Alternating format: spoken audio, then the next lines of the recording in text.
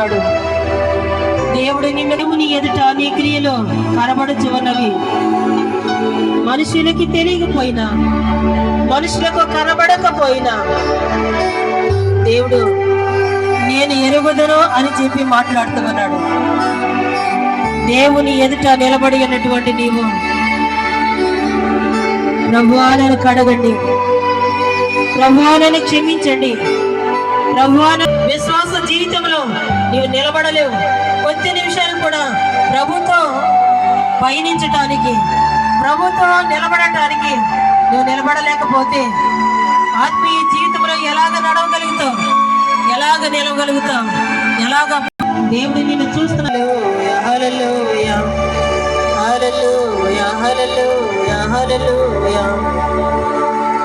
స్తోత్రం స్తోత్రం స్తోత్రం స్తోత్రం.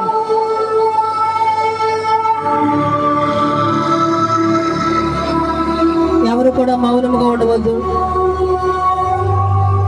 ప్రార్థన చేయి.